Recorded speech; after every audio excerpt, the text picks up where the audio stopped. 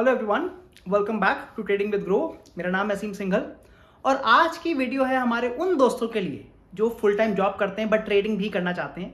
तो स्पेशली आज हम बात करने वाले हैं कि अगर आपकी 9 to 5 की जॉब है, मतलब अगर आप फुल टाइम जॉब करते हैं तो उसके साथ हम ट्रेडिंग कैसे करें और थोड़ा सा एक्स्ट्रा पैसा कैसे कमाएं। तो हम अलग अलग आइडियाज डिस्कस करेंगे कि कैसे हम ट्रेडिंग कर सकते हैं। बिकॉज जब मैंने भी शुरू किया था तब मेरी भी फुल टाइम जॉब थी और तब भी मैं किसी ना किसी तरह कोशिश करता था कि मैं कुछ ना कुछ ट्रेडिंग करके एक्स्ट्रा पैसा कमा लूं। बट एज यूजुअल आगे बढ़ने से पहले make sure that you smash that like button and subscribe to our channel. तो चलिए शुरू करते हैं आज की वीडियो।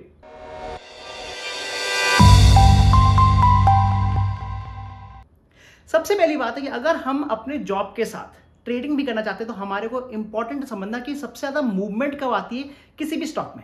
और हमें पता है कि जो मूवमेंट आती है वो पहले आधे घंटे में आ जाती है। अगर आप किसी भी स्टॉक को उठा कर देखेंगे जो सबसे ज्यादा मूवमेंट आती है ऑन एवरेज वो पहले 15-20 या पहले आधे घंटे में आ जाती है। तो अगर हमारे को ट्रेडिंग करनी है तो हम कुछ उस तरह की स्ट्रैटेजी बना सकते हैं जहां पर हम पहले ही 15-20 मिनट में एंट्री करके 9:30 या 9:45 बजे तक एग्जिट भी कर दें। अब आपकी अलग अलग की स्ट्रैटेजी हो सकती है, मैं आपको कुछ आइडिया दे सकता हूं।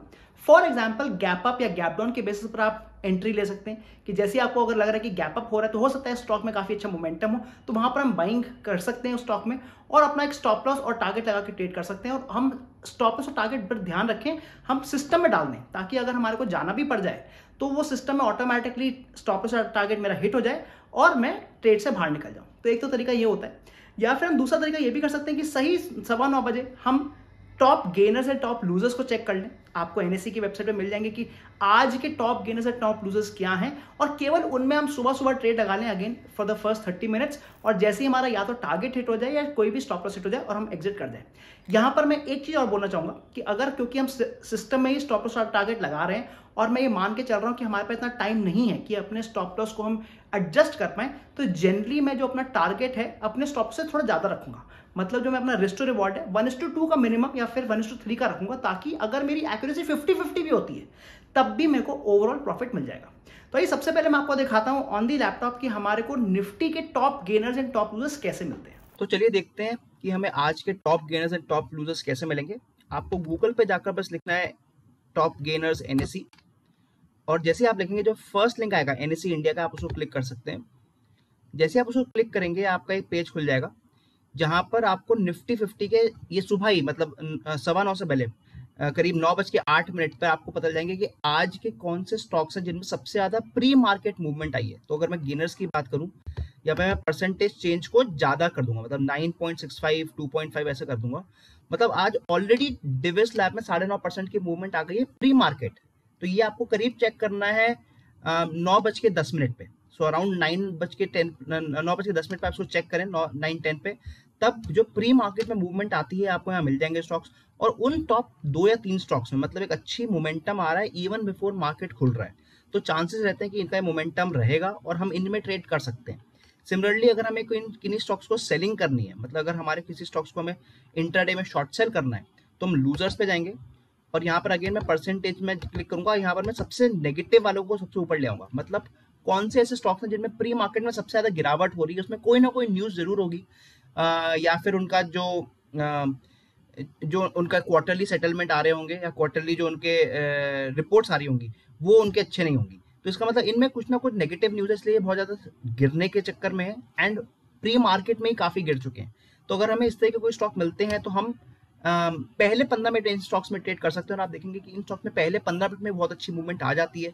तो हम उस 15 मिनट में इसमें स्टॉक में ट्रेड करके एग्जिट लेकर we can come out of the stock market. तो ये एक एग्जांपल है specially finding the correct stocks. अगर आपके पास ज्यादा टाइम नहीं है ट्रेड करने का तो आप इन्हीं स्टॉक्स में पहले 15 मिनट में ट्रेड करने की कोशिश करें और हो सकता है कि आपको एक अच्छी मूवमेंट मिल जाए। जो मैं सेकंड आइडिया करता हूं स्पेशली जब मैं पार्ट टाइम जॉब कर रहा था और पार्ट टाइम ट्रेडिंग कर रहा था, वो ये था कि मैं सारी की सारी अपनी एनालिसिस वीकेंड पे ही कर लेता था। मतलब मैं स्टॉक्स को जो भी मेरे को देखने हैं जिनमें मेरे को लग रहा है कोई पैटर्न बन रहा है, double top triple bottom cup and handle, या जिनमें भी एक स्ट्रॉन्ग सपोर्ट या रेजिस्टेंस टूटने वाला है, वो मैं पहले ही वीकेंड को अपनी एक लिस्ट बना लेता था और मैं उनमें अलर्ट लगा देता था। तो ऐसी काफी वेबसाइट है जहां पर आप अपने स्टॉक्स में अलर्ट लगा सकते हैं कि जैसे इस प्राइस के ऊपर गया मुझे एक अलर्ट आ जाए, मतलब मुझे एसएमएस या ईमेल आ जाए, या इस स्टॉक के नीचे गया तो मुझे एक ईमेल आ जाए। और फिर जैसे ही वो मेरे को ड्यूरिंग मार्केट डेज अगर वो ईमेल आती थी तो मैं अपने ब्रोकर पे मैं लॉग इन कर सकता था अपने मोबाइल से और मैं ट्रेड ले लेता था। तो ये स्पेशली काफी यूजफुल होता था बिकॉज अब मेरे को पूरे दिन ट्रेडिंग नहीं देखनी है, मेरे को लेवल्स मुझे पता ही है एंड बेस्ड ऑन लेवल्स मैं ट्रेडिंग कर सकता हूँ। अगर ये भी पॉसिबल नहीं तो एक और तरीका है कि हम जो अपना टाइम फ्रेम जिसमें हम ट्रेड करते हैं उसको ही बड़ा कर लें। मतलब इंट्राडे 5 मिनट से 10 मिनट्स को ना करके अगर हम आवरली टाइम फ्रेम या 2 आवरली टाइम फ्रेम पे करें, मतलब स्विंग ट्रेडिंग या पोजिशनल ट्रेडिंग पे अगर हम आ जाएं तो वो पॉसिबल है, स्पेशली विद पीपल जो 9 to 5 जॉब कर रहे हैं। तो हमने पोजिशनल ट्रेडिंग और स्विंग ट्रेडिंग की काफी स्ट्रैटेजीज भी बनाई है, आप उसको हमारे चैनल पर देख सकते हैं। इसके अलावा आप जरूरी नहीं है कि केवल स्टॉक्स में ट्रेड करें, आप कमोडिटीज में भी ट्रेड कर सकते हैं। हमें जैसे पता है कमोडिटीज का मार्केट तो एक्चुअली शाम तक खुलता है, रात के 11 साढ़े 11 बजे तक खुलता है, तो आप वापस आकर भी कमोडिटीज में ट्रेड कर सकते हैं और वहां से भी अच्छा खासा रिटर्न निकाल सकते हैं। इनफैक्ट आप देखेंगे कि काफी लोग ये करते भी हैं और इसलिए शाम के टाइम एक अच्छी मूवमेंट भी आ जाती है और हमारे को एक बहुत अच्छा हमें रिटर्न या फिर अच्छा खासा हमारे को डायरेक्शन मिल जाता है। और फाइनली मैं यहाँ पर एक और चीज बताना चाहूंगा कि हमारा जो कम्युनिटी है, मतलब जो हम व्हाट्सएप ग्रुप से जुड़े होते हैं, हमारे वो लाइक माइंडेड ग्रुप्स होने चाहिए।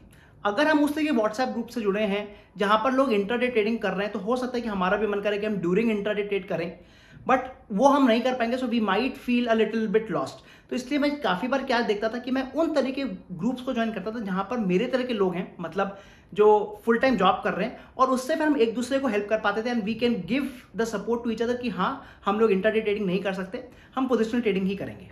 बट मैं इस वीडियो को कंप्लीट करने से पहले एक चीज जरूर बोलना चाहूंगा कि फुल टाइम जॉब होना बहुत इंपॉर्टेंट है, स्पेशली जब हम स्टार्ट कर रहे हैं। बिकॉज देखिए ट्रेडिंग एक टफ बिजनेस है एंड हमें इसमें फुल टाइम तभी उतरना चाहिए जब हमारे में पूरा कॉन्फिडेंस हो। तो in the beginning I would say कि हम अपनी जॉब को अपने पास रखें एंड ट्रेडिंग भी सीखते रहें, ताकि जब हम फुल टाइम जॉब को छोड़ के फुल टाइम ट्रेडिंग आए तो हम प्रॉफिटेबल कमा पाए।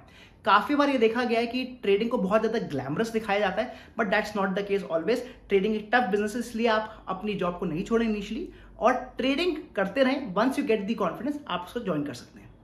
आई hope you like today's video. जाने से पहले make sure that you like this video and subscribe to my channel एंड मैं मिलता हूं आपको अगली बार। Thank you.